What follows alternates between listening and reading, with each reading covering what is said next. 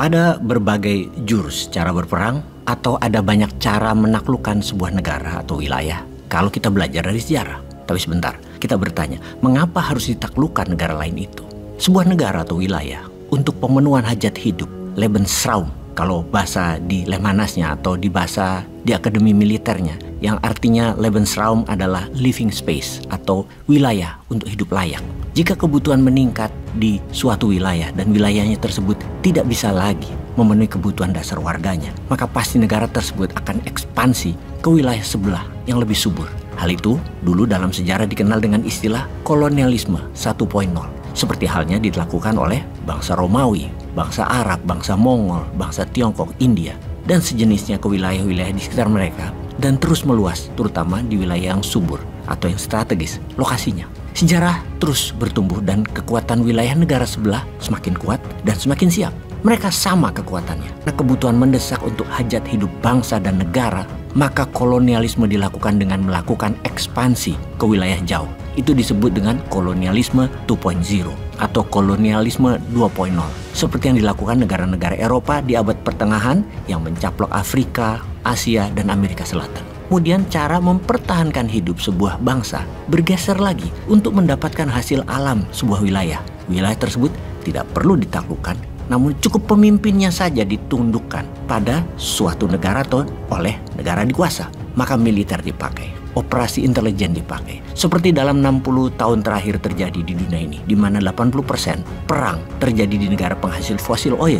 Karena Amerika ingin kendalikan minyak bumi. Dengan propaganda, you control food, you control people, you control oil, you control nation.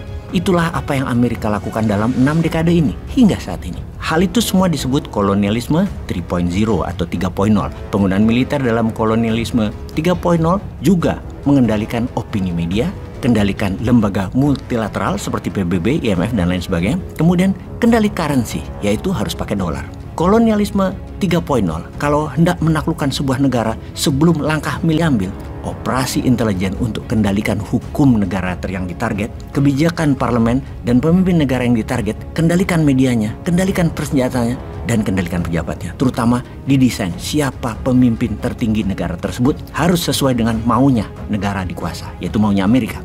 Negara lain, sekutu Amerika, juga melakukan hal yang sama, yaitu mempraktikkan kolonialisme 3.0 seperti negara Prancis, mengendalikan lebih dari 17 negara Afrika atau lebih dikenal dengan nama negara-negara Frankafrik. Negara Inggris bisa kendalikan negara-negara Commonwealth, negara jajahannya yang harus terus pro-Inggris. Juga Amerika mengendalikan negara sekutu dan negara lainnya yang menghasilkan sumber daya alam yang banyak. Kolonialisasi 3.0 puncaknya adalah dengan operasi militer atau dengan bahasa lain military approach, pendekatan militer. Di mana kita semua tahu bahwa militer itu punya banyak dimensi seperti military warfare, intelligent warfare. Untuk memainkan geopolitik dunia selalu di bawah kendali negara adikuasa dan sekutunya.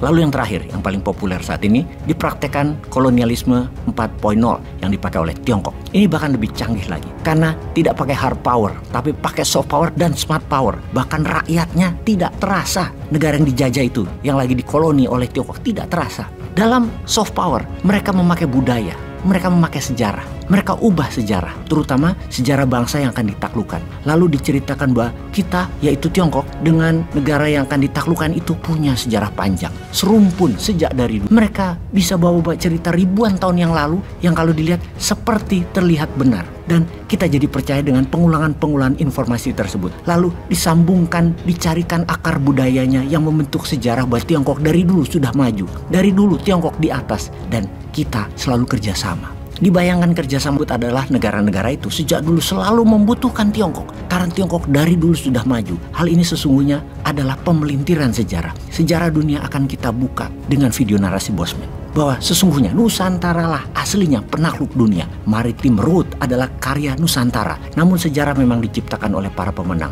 Dan doktrin pertama adalah rakyat dalam negeri percaya dulu. Percaya bahwa mereka bangsa besar. Seperti video ini, apa yang dilakukan oleh Tiongkok? Perhatikan dan akan kita bahas. Peace. 为什么中国是世界上最独一无二的国家？为什么中国和其他国家都不一样？首先，从实力上面来说，5000年前我们和古埃及人一样面对洪水， 4000年前，我们和古巴比伦一样玩着青铜器；3000年前，我们和古希腊人一样思考哲学；2000年前，我们和古罗马人一样四处征战；1000年前，我们和阿拉伯人一样无比富有；现在，我们和美利坚人一决雌雄。你可以发现，5000年来，我们一直都在牌桌上面，从未下场。但是对面的对手却换了一轮又一轮。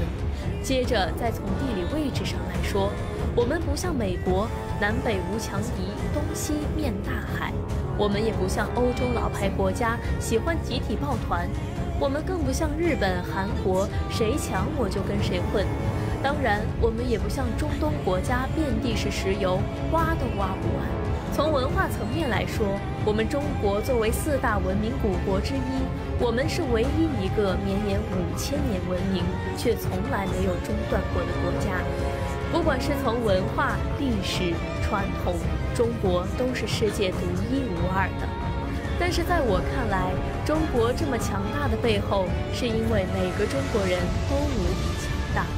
因为中国人始终相信2种最浪漫的事情，就是每个中国人都无比坚信教育的力量，还有每个人都深深地爱着这片土地。你会觉得非常有意思，一个英国人去了美国，他变成了美国人；一个法国人去了美国，他变成了美国人。但一个中国人无论走到世界上任何地方，他骨子里面还是一个中国人。